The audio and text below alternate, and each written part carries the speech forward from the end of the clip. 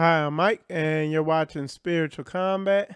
And the title of today's show is Weeding Your Mental Garden. Okay. And this is a lesson I did at one of our Sabbath Bible studies. And the original title of it was Sophisticated Emotional Responses, but I named it Weeding Your Mental Garden because it's kind of simpler, more to the point, and it's for YouTube and all that. Okay, so anyway, this is Second Timothy, 2 Timothy chapter 3, verse 16. It says, all scripture is given by inspiration of God and is profitable for doctrine, for reproof, for correction, for instruction in righteousness, that the man of God may be perfect, thoroughly furnished unto all good works. So again, I'm going to be coming more from the instruction in righteousness aspect of the word. And you can be thoroughly furnished unto all good works, helping you deal with stuff in this life. All right. This is Psalms 23, chapter 1. Psalms chapter 23, verse 1. It says, the Lord is my shepherd, I shall not want. He maketh me to lie down in green pastures. He leadeth me beside the still waters. He restoreth my soul. He leadeth me in the paths of righteousness for his name's sake. Yea, though I walk through the valley of the shadow of death, I will fear no evil, for thou art with me. Thy rod, thy staff, they comfort me. Thou preparest a table before me in the presence of mine enemies. Thou anointest my head with oil, my cup runneth over. Surely goodness and mercy shall follow me all the days of my life, and I will dwell in the house of the Lord forever. Okay? And just reading through this, because I like to really get down to the practical application aspect of the word, because what I find with a lot of church and a lot of people study the word, they spiritualize it and glamorize the wording, and they get caught up in the words, but I like to bring out where and what this is talking about and how applicable it is to your daily life and the daily stuff you deal with. So it says, the Lord is my shepherd, I shall not want. So to me, it's one area this can be looked at. One way this could be looked at is, the Lord is my shepherd. He's helping me. He's letting me know how to deal with situations in my life. He's letting me know how to deal with relationships, and let me know how to deal with people at work and situations at my job and stuff that normally stresses other people out. He's letting me know how to deal with this stuff. He leadeth me beside the still waters. He said, he restoreth my soul. He leadeth me in the paths of righteousness for his name's sake. So he's restoring your soul, so you're not losing your mind going crazy. He's showing you the right way to deal with situations in life and in the world that you're going to encounter. It says, yea, though I walk through the valley of the shadow of death, I will fear no evil. So all this wickedness you got to deal with in life, in these situations that could get you scared and have you, stressed out and losing your mind and depressed and whatever. He's saying, don't fear no evil. And I'm telling you, before I got into all this, before I got understanding in the word, I was fearful, because I was what you call a victim of circumstance. That's a good word to describe how a lot of people are. You're just a victim to whatever comes along, and you don't know why it keeps coming along and why you're dealing with what you're dealing with. Okay? It says, yea, though I walk through the valley of the shadow of death, I will fear no evil. It says, for thou art with me. It says, thy rod and thy staff, they comfort me. Okay? And what I have here on the next slide is, that's a rod right there, and that's a staff. Okay? And the staff is used to gently guide you to where you need to go. The staff, as you can see, is a little more volatile when it guides you. Pop you upside that knucklehead to keep you on the right path. Okay, that's like Yah showing you something with your circumstances, some type of situation happens that makes you keep going his route. It might be a little painful, okay? But in the long run, it's going to yield good results. Like, for instance, for me, one of the areas I struggled with was relationships. And I kept having the same problems, and it was painful until I was forced to turn to Yah and seek the answers. Okay, that was his rod guiding me. Okay. All right, let's see what else we have. It says, yea, though I walk through the valley of the shadow of, okay. So we're here. Thou preparest a table before me in the presence of mine enemies. When I hear that, that's when I'm at when I'm at work, I'm working around all these wicked people, but I'm able to navigate through them with wisdom and not, get caught up and get sucked into their wicked ways. Thou anointest my head with oil, my cup runneth over. Okay. Surely goodness and mercy shall follow me all the days of my life, and I will dwell in the house of the Lord forever. So I'm going to keep my mind on his word and not just talking about it, memorizing scriptures so I can say them again. No, actually, when I read something, actually doing it in my life and not being a scared punk and not putting them into action and looking in my life where I'm not applying them so I can apply them. Okay. Okay. And there goes that rod and staff again. Okay, protocol is defined as the rules and customs of a group or a standard procedure. And I put Yah's word, our protocol for living, okay? It's the protocol, it's the standard procedure for living your life, okay? People accept certain emotional responses and reactions as who they are. They cringe at looking at them. So, and I would even say this, there's certain emotions that people have that they're not even aware of. And these emotions can be complicated. Like some of these emotions are so complicated, people aren't even aware. They just accept it as the way things are. It says the flesh and subconscious mind are carnal. Or I'm sorry, the flesh or subconscious mind or carnal mind resists direct observation. This is why most people are unaware of their behaviors. So you have to catch it in the act. You have to observe your subconscious emotional response to situations. Okay. So to observe this flesh resists being like these emotions, whatever like if you keep seeing some type of situation happen in your life over and over again, a good one is relationships. They call it being a hopeless romantic, and you just keep going through relationship after relationship and you see the same thing happen.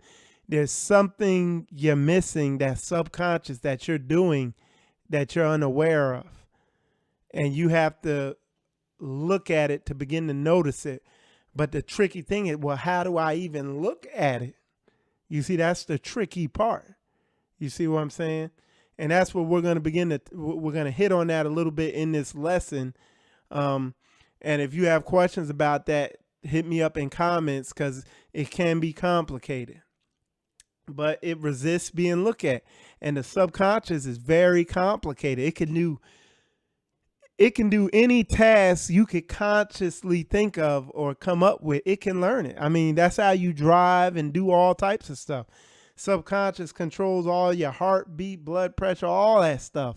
It's advanced, but people are unaware of how advanced it is. And it can do complicated tasks without you being aware of it.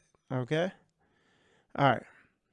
So this is Romans chapter 8, verse 5. It says, for they that are after the flesh do mind the things of the flesh, but they that are after the spirit, the things of the spirit. For to be carnally minded is death, but to be spiritually minded is life and peace. Because the carnal mind is enmity against God, for it is not subject to the law of God, neither indeed can be. So when you're unaware of all this stuff and your carnal subconscious mind is running the show and you're not actively programming it and minding what it gets in it and putting in the programming these subconscious thoughts or whatever with the word of God, and you're just letting it develop on its own according to what this world puts in it or whatever, you're gonna end up with depression, stress, bipolar, whatever, all types of crazy mental issues, unhappiness, you name it. So it's imperative that you consciously program your mind with the word of Yah. Okay. It says Yah's word cuts through this and forces you to see yourself and those around you in truth. It gives you a standard to compare your behavior to. So, like I said, protocol. You know what I'm saying? An emotion feels strong, but the desire to overcome emotions that are contrary to Yah's word and faith in Yah are stronger. So the desire to get your mind right and believing and knowing that Yah's word, that Bible is the answer to it, and you'll see that after studying it the correct way, not in no church way, but in a real way to get your mind right, you'll see it and you'll know it's the truth. Okay? All right. A sincere desire to change who you are and align to Yah's way is the most powerful tool of change. Okay? So again, that's basically faith. Okay? Your mind is like a garden. If you do not stay on top of it, watering it and picking weeds, it will get overrun and full of weeds, and what you plant will die. Okay? So that brings us to the title of this lesson, okay? Which is weeding your mental garden. Okay, that's the title of this lesson. So now we're gonna get into the meat of this lesson. Okay. It says the watering of this garden is the word. So like the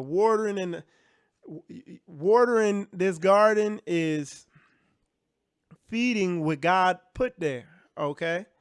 Keeping your mind right. He didn't design your mind for you to be depressed and stressed out and all, all crazy. He didn't design your mind to be that. He designed you to be content and happy in his word, to be joyous in his word. Okay. But these words are just, to me, they just sound bites, like the STL Israelites be saying. They sound bites. They just stuff people say that sounds good, but they ain't applying this thing with application. Okay. So so the watering of this garden is the word of Yah. And I'm going to go into it here later, but there's certain books in the Bible, because all the books in the Bible, they serve different purposes. Like some of the books are history books. Some of the books are prophecy books. Some of the books are psychological books to help you get your mind right and your psyche right, help you think right. Some of the books are genealogy books, and combinations of such, but there's different books of different applications. Some of the books are combinations of all that. Okay. So, and that's important to know. Okay. So you know how to water your garden, and watering your garden is might be, depending on what you're dealing with, studying those books that are gonna fortify what's already in there, like Yah's laws, statutes, and commandments.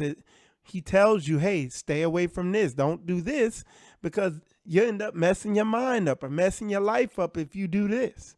You know, he's not telling you not to do stuff just to test you. He's telling you to stay away from certain things because in his knowledge, he knows that they're going to mess you up.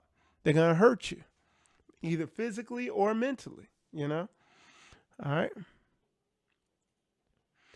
Okay, it says the weeding of this garden is the binding of thoughts and emotions that don't line up with what you planted. Okay, and this is Philippians chapter 4, verse 8. It says, finally, brethren, whatsoever thing are true, whatsoever things are honest, whatsoever things are just, whatsoever things are pure, whatsoever things are lovely, whatsoever things are of good report, if there be any virtue and if there be any praise, think on these things. Okay? So he's telling you what to meditate, what to have your mind on. Okay? All right. 2 Corinthians chapter 10, verse 5. For though we walk in the flesh, we do not war after the flesh. For the weapons of our warfare are not carnal, but mighty through God to the pulling down of strongholds, casting down imaginations and every high thing that exalts itself against the knowledge of God. So if it don't line up with what's in the word, you got to get rid of it. And I'm going to show you that some of the areas you need to work in that'll show you some knowledge of God that it doesn't get talked about very often, but it's some areas of the Bible that people need to study that'll help them get their mind right, understand why certain relationships, whether it's a romantic or whatever relationship, or a family relationship, or friendships, or dealing with people at work, there's certain books of the Bible that directly hit on this stuff that people don't read. So I'm going to show you these books and show you this information because it helped me. All right. But anyway, exalt itself against the knowledge of God and bring into captivity every thought to the obedience of Christ. Okay. Weeds are, and this is the definition of weeds. Weeds are plants in the wrong place where they may look unsightly or cause harm to garden plants, crops, or the environment. Okay. That's what a weed is. Many people water the garden, but they don't weed because watering is easy. Bible knowledge, but weeding is hard work applying Bible knowledge. And this I'm going to do a video on because it's just widespread everywhere. It's like, and it's so obvious, but people miss it because this is one of them subconscious mental blocks where people get so good at quoting Bible verses and memorizing where all this information's at. And which, shoot, I'll tell you straight up, I'm not good at it, but I could memorize what I learned and what the Bible has said about certain situations, but not word for word, and know where it's at. But people have gotten so good with this, but they don't apply it. And that's the big part. Like the weeding, the actual putting it into action in your thoughts. That's the actual weeding. Like when you weed a garden, you got to get down on your knees, be out in the sun, get down in the dirt, pull that stuff up, pull each weed up by hand. It's a process. Watering is easy. You just pour the water on there. You know, God, Yah gives the increase. But the weeding, that's the process. Okay. All right. And then to go even deeper on that, well, I won't go any deeper. We'll stay where we're at. Okay, so tending to this mental garden is the real deep, heavy, weighty part of the word. Constant and diligent weeding of your mental garden is the real work. Okay, like I said, But people will have you believe that finding the deep 20 level understanding of the word, that's the deep heavy work. No, that's just head knowledge. That's not going to stop you from sinning and screwing your life up. Just knowing it. But learning how to apply it, that's where the demons fight you at. That's where the spiritual warfare is at. That's why my ministry is called Spiritual Combat. Okay? Because that's where the warfare is really at. Okay? Now, this is an example of a garden that's been weeded and been tended to. Matter of fact, you can see the people over here working on it as we look on at it. You know what I'm saying? As we speak, there you see some gardeners out there doing something over there. It's a constant process of weeding it, and that garden looks very nice. Okay, this is another well manicured, well taken care of garden. It's weeded and it looks nice, and it's a nice garden. Okay. This is an example of a garden that looks like it's been neglected. It's all dried up. Don't even look like it's been watered, and it got weeds and all types of weird stuff growing in it. Okay. This is another garden that it looked like it's been watered a bunch. There's plenty of green growth, but it don't look like it's been weeded. It looks like it's been overrun by weeds. Okay. It says most people run on autopilot and do not look at their thoughts, behaviors, and emotions, nor do they know how to change them. I spelled that wrong, but it's all right. It is my goal to shed light on this. So it's my goal to shed light on the fact that people run on autopilot. Okay. And you got to learn to look at where you're running on autopilot. Okay. Because that's how the subconscious works. It's called subconscious because it's below conscious awareness. Okay. Some of these thoughts, behaviors, and emotions are very elusive and intelligent and hard to bring into awareness, let alone captivity. So, like I said, some of these thoughts I talked about this earlier. It's hard to even see these patterns you keep doing, these patterns that you're in that keep creating the same results in, say, relationships or jobs or whatever bind you're caught in that doesn't line up with the word. Okay, example. So what I got here is an example of kind of the spiritual mind and stuff like that. And there's this video going around about KRS-One where he's showing you an example of like your spirit kind of. And it's just an interesting thing, I thought. And he said in the video, he says he holds up a Rockstar energy drink or something.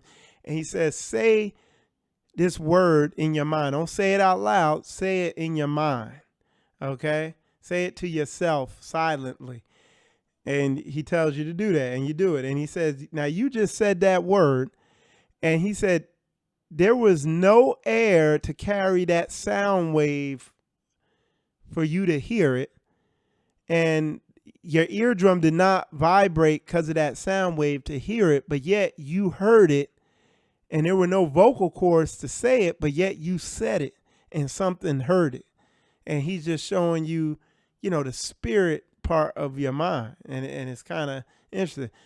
Then there was an experiment they did. It's called the thinker behind the thoughts. And it was an arm experiment. And they hooked all this advanced stuff up to this guy's head. And they said, okay, move your arm. And they saw where his ear registered the order to move his arm, and they could see the thoughts of his mind, and then they saw where the order went in to move his arm and all that stuff, where his brain told his arm to move, but they couldn't see where the order came to move his arm. And they called that the thinker behind the thoughts. You could look it up on YouTube and everything, but I just thought it was an interesting thing to throw in there. It says, in the fight, you have to quote scriptures to fight off and pray. So, and let me explain what I was trying to say there, because I didn't type that up right. But when you're actually under a spiritual attack, say you're struggling with depression, or you broke up in a relationship with somebody, or you're dealing with like a porn addiction, or you're dealing with a drug addiction or something, like when you're under that spiritual demonic oppression or possession or attack, you got to quote scriptures to fight off that attack. Like, and a good place, I might have put it in here, a good place to be for that to use is Proverbs, not Proverbs, Psalms. Quote Psalms, because that's Psalms is what David wrote while he was in spiritual warfare. Okay, while he was under attack. Okay, so there's good stuff in there if you read through it. It's a long book. What I do a lot with my Bible is I got it all on audio, and I listen to certain books on the way to work, because I got like a 20-minute drive to work or on the way home, just to get my mind right, prepared, whatever. Okay, it says, after the attack, you must fix the breach. Either understand through the word, not your own understanding, but the word, how you got there, and fix it. Okay, so you got to fix whatever wall is knocked down. You got to repair however that demon got in.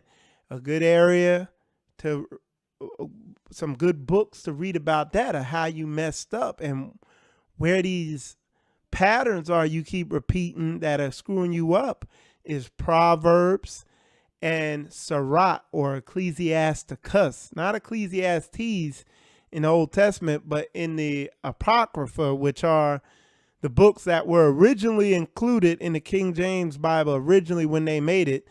And also Ecclesiasticus or Sirach is one of the books in its complete form that was in the Dead Sea Scrolls. So it was in there.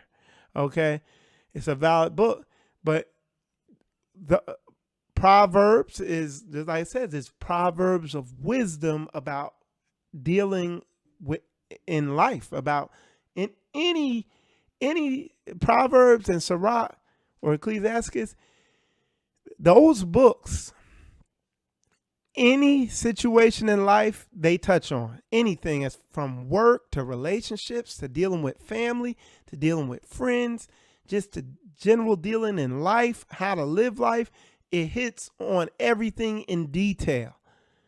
It pretty much covers every single situation, and it gives you the wise way of dealing with it. So that book is a sharp mirror. It's going to show you any subconscious thing. It's really going to have that subconscious bubbling, or anything that's caught up in there. And you're going to see stuff that you're doing in life that you didn't know was wrong, that's bringing drama into your life, or whatever the situation is, depression into your life, or stress into your life. Okay, it got everything. So those are two good books to fight, to fix breaches. Okay. And so here's an example of something out of Proverbs. It's Proverbs 28:26. It says, he that trusteth in his own heart is a fool, but whoso walketh wisely, he shall be delivered. And I wrote, how is this done? Like, because people like to say, well, how do you walketh wisely, he shall be delivered? You study the word. Particularly, I'm showing you these books. These books are, the names of these books are like wisdom, like Sirach or Ecclesiasticus. Like it tells you in the beginning of these books that this is wisdom. This is how to make the right decisions in life, how to live your life. Okay, in all situations. So, okay. Some only come out, and I'm talking when it says some of these demons, some of the stuff you're dealing with, some only come out with prayer, fasting, and supplication. Again, willpower, faith. And the definition of supplication, because this is what the word the Bible uses, it says the action of asking or begging for something earnestly and humbly. So if you're dealing with one of the addiction or stress or depression or one of these situations, you gotta do supplication. And I did this when I got delivered from my lust and got delivered from alcoholism and my other and unforgiveness.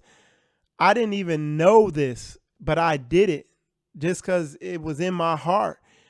And then later I read about it in the word that's what I was doing. I was with prayer and supplication. I came before God. Okay. The world has band-aid solutions for these issues, e.g. anger management, chants, pills. You got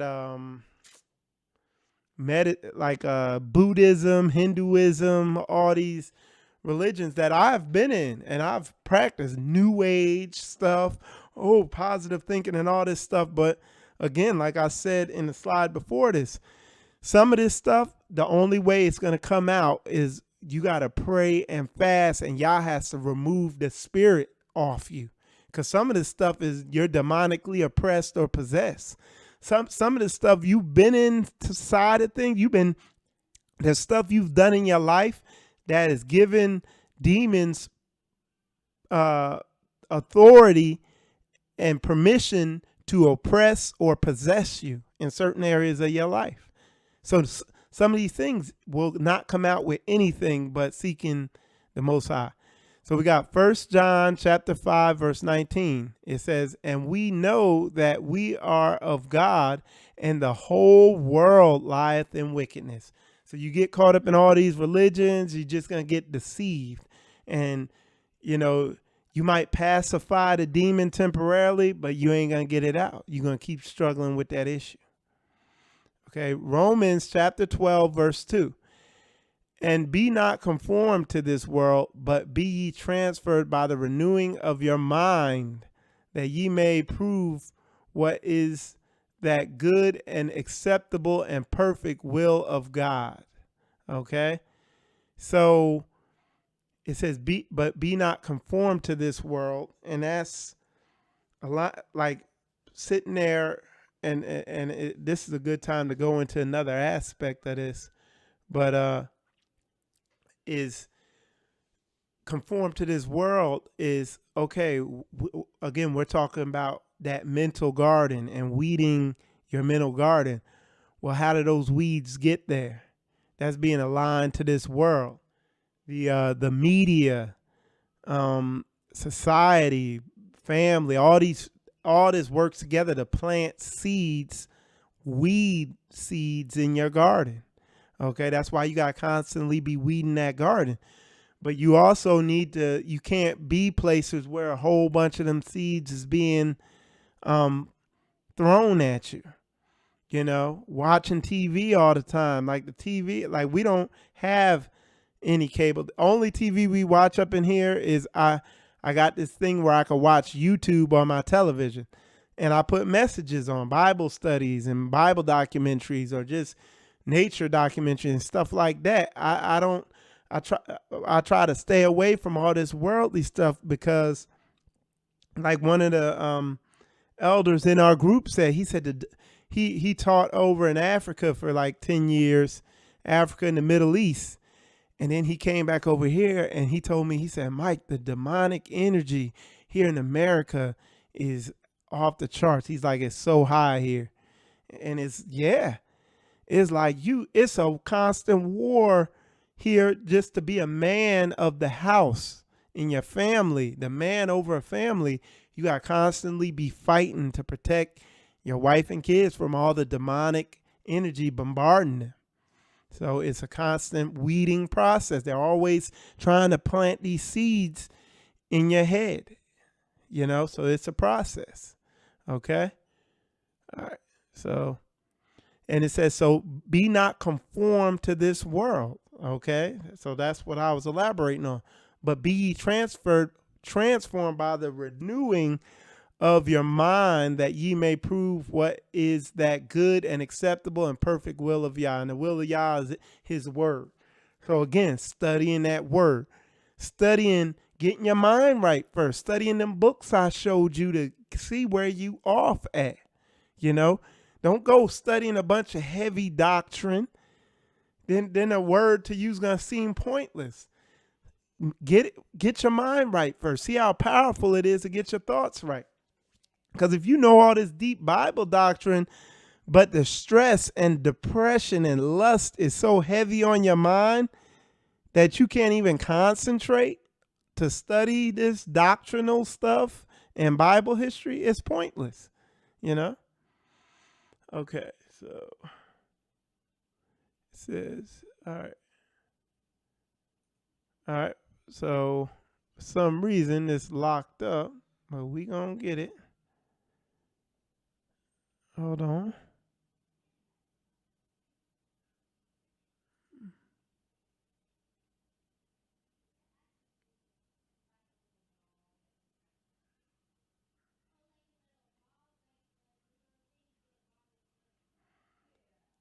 That's weird. Okay. All right. Well, I think that's it. Yeah, I came to the end of it. Let me make sure.